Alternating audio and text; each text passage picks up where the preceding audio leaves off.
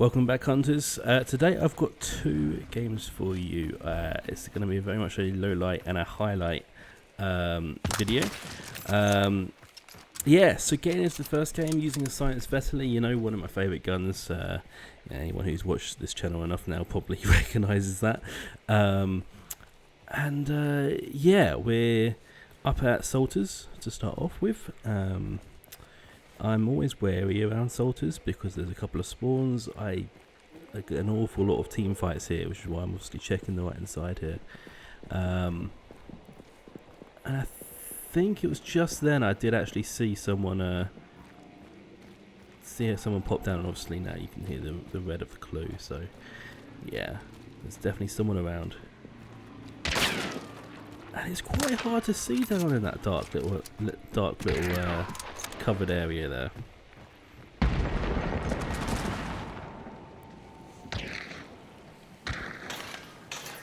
So I'm not sure why they decided to break whatever was up here, you know, a barrel. Seemed like an interesting choice, if I'm honest.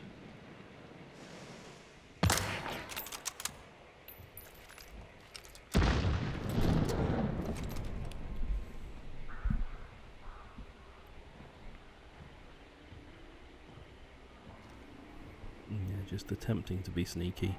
I wasn't feeling very sneaky today. I was feeling very run and gun. So I'm not sure my loadout choice was the best for how I was feeling like playing.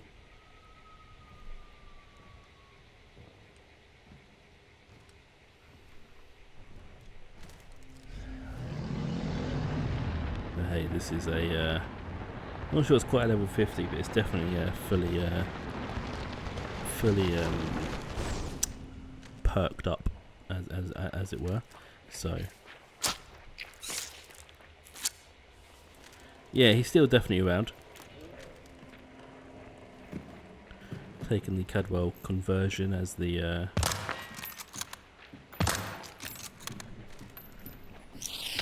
as our second gun with Fanning. Haven't quite unlocked uppercut yet on this prestige, so definitely going for that. Yeah, that barn's definitely hard to see in this light.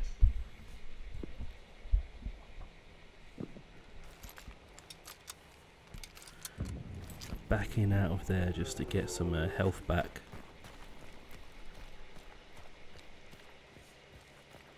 Sounded like he was moving off slightly.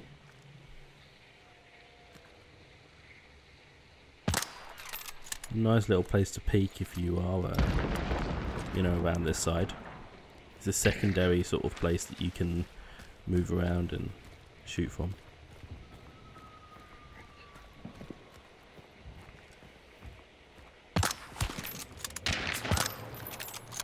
At least get a couple of shots in him.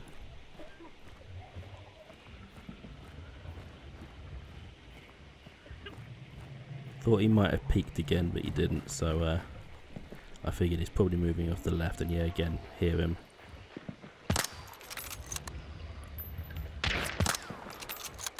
And aim was definitely not on my side today.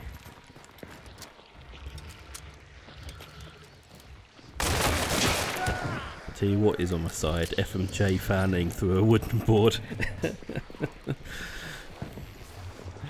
I mean, it's why FMJ's king. And honestly, it's why I take FMJ on my pistol more than I do on any rifle.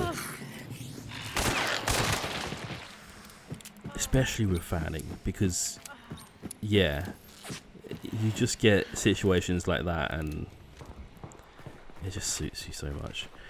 So yeah, moving down, nothing too exciting happened on the way down to getting clues. Moving into the prison here. There's definitely things going on around.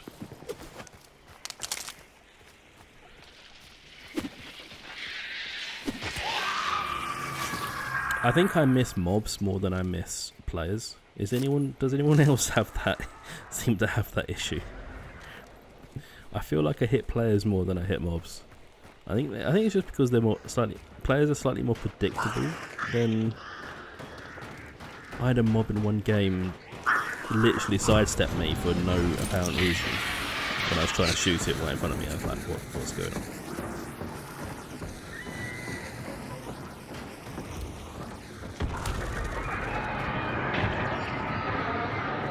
I wanted to kill this one quick because prison is sometimes not quite that fun if you're solo defending. Just because of how big it is and how much there's going on. And yep, there's the shot. People are here. Obviously backing up, repositioning, trying to get... I only see that person up the ladder on my left, out the corner of my eye. See, I'm so slow at looking at it. I could have probably killed him if I saw him quicker, or registered him quicker, but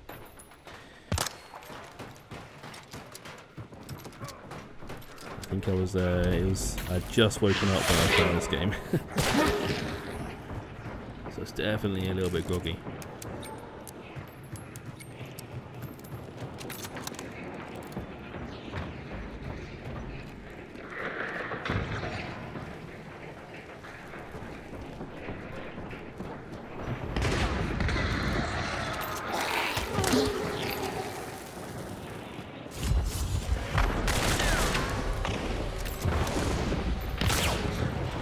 Yeah, just a little bit rough.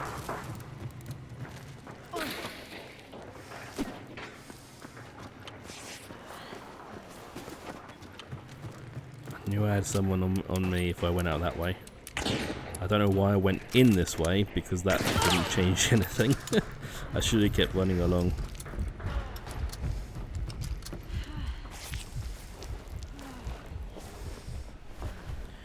Prison is great for a lot of those sort of duck and diving in, you know, between the different floor levels and into the little rooms. You know, there's always a place to run away.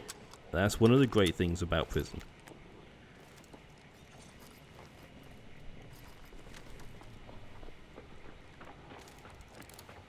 If this was a better game, this would have been a map video.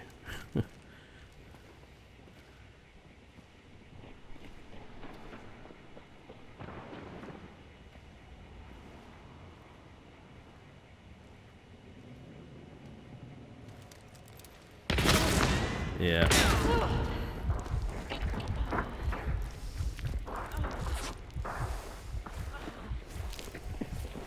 Pushed me hard.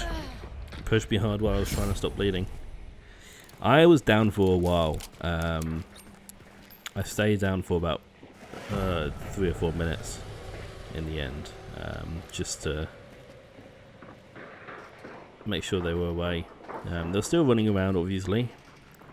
And, you know, we're definitely wanting to get that bounty still. Wasn't going to give up.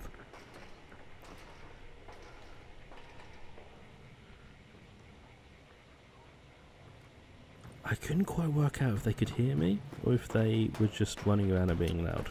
Because they just suddenly stayed quiet, but yeah. Me running around also doesn't really help the situation.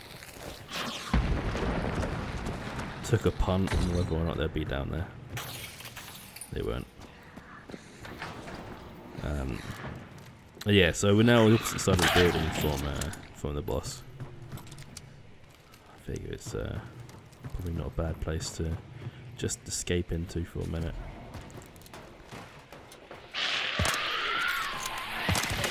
So I mean, always missing an eye. So yeah, they know where I am now. So obviously, as soon as I peek, it's straight away it's firing at me.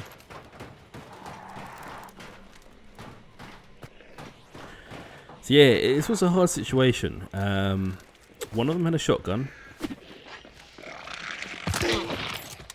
Obviously, I was outnumbered 2 to 1, which, you know, isn't usually that much of a problem.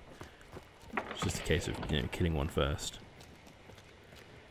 While I did have fanning, it's not necessarily gonna outpace a shotgun in terms of you know, hitting them hard, hitting them fast. Obviously I've got a silenced Vesely, which is so much more useful in a stealthy situation than this kind of situation. It's not that it's impossible or anything, it's just yeah, it's not the ideal gun for the job, not in the slightest.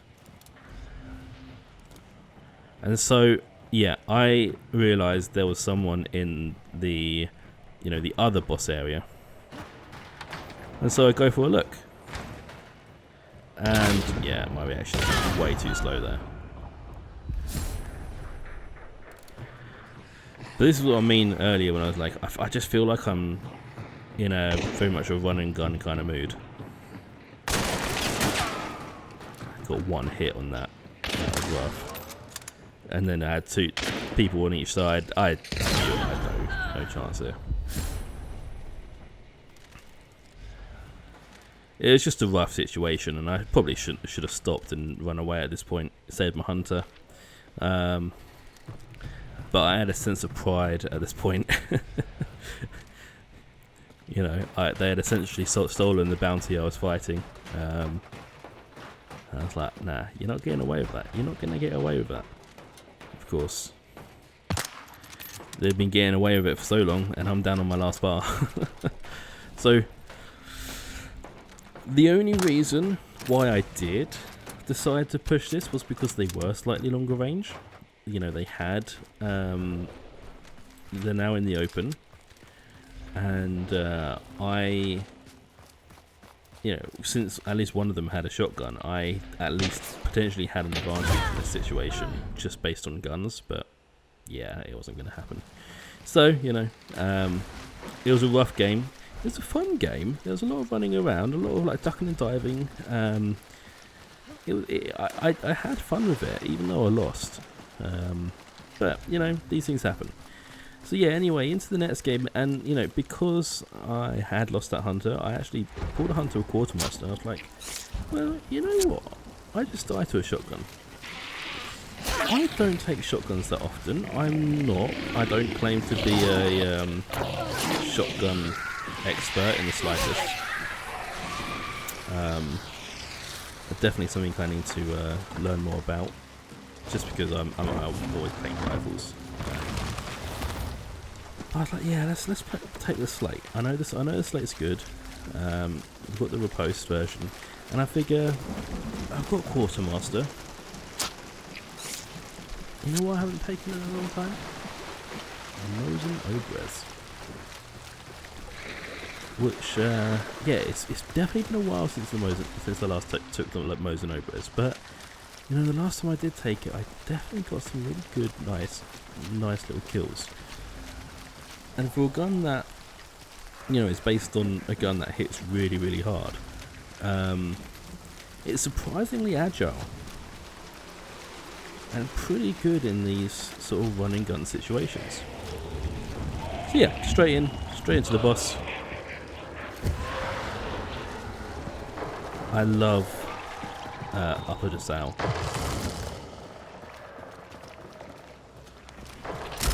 Nice and simple shotgun kill.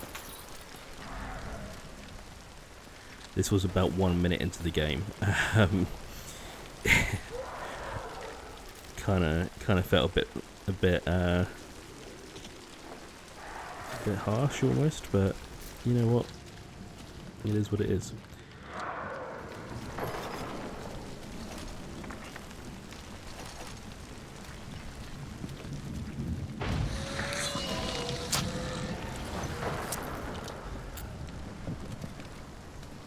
The Mosin, sorry, not the Mosin. The Winfield slate with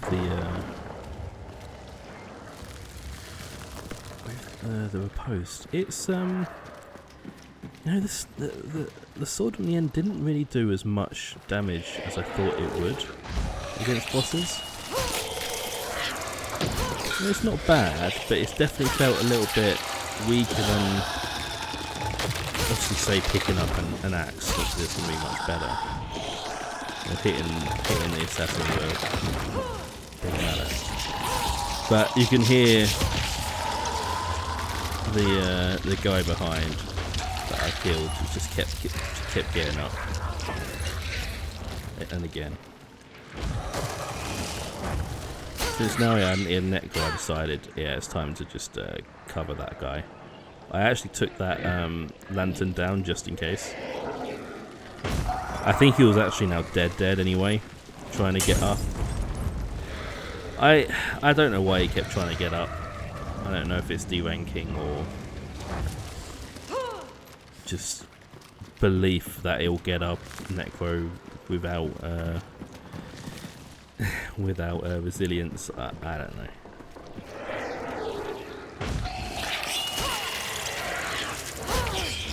No, I would usually try and get up if I can, but if I know I've just completely, yeah, if I know it's completely, you know, pointless, I'm not going to waste deaths on it, you know.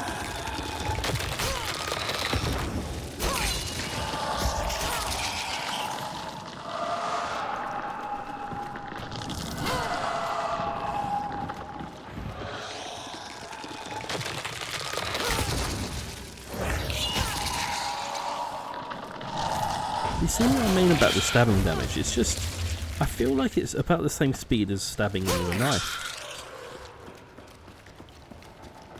It is probably obviously slightly better. It just felt really slow.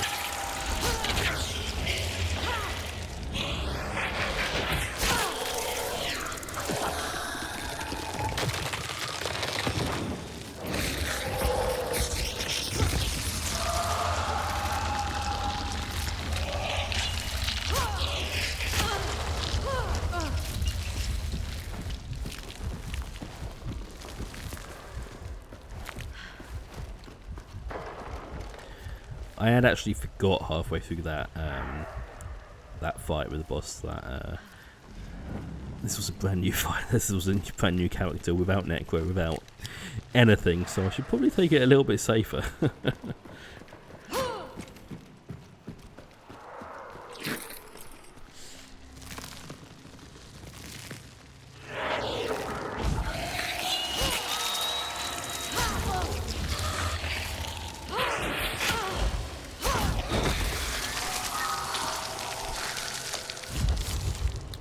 So yeah, Assassin finally dealt with. What definitely felt like it took longer than it should have.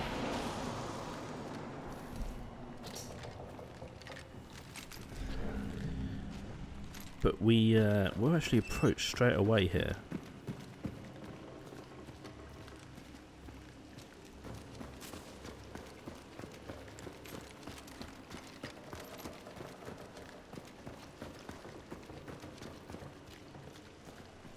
Also just checking if what's around. I had registered the long ammo.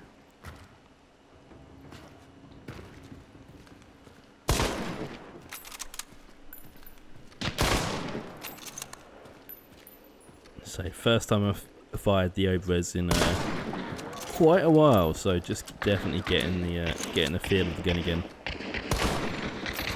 That one felt like it should have hit. That finally did hit.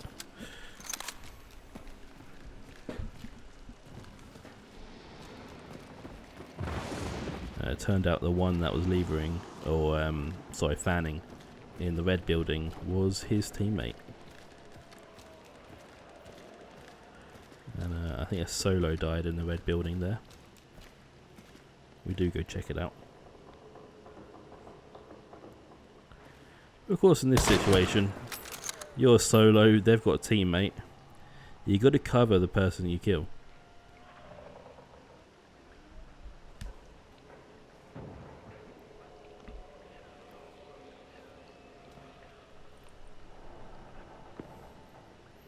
And you definitely don't want to fumble it. Like that.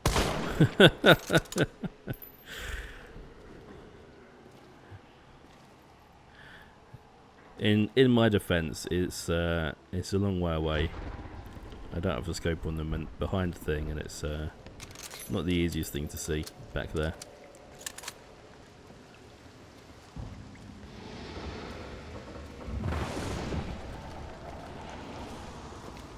So at this point I was thinking, you know what they're probably going to do? They're probably going to come around to the side here, down to the south side, and push that way. You know, that would make sense. That's probably what I would do.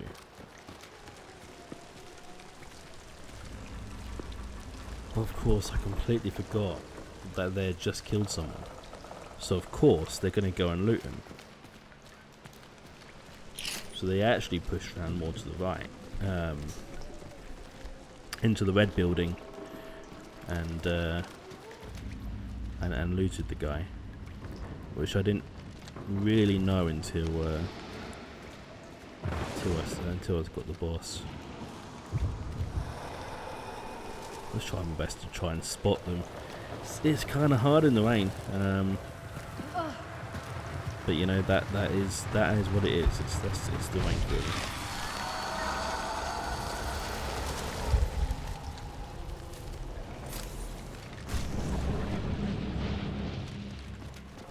So yeah, just 2 of them, and now they decided to push.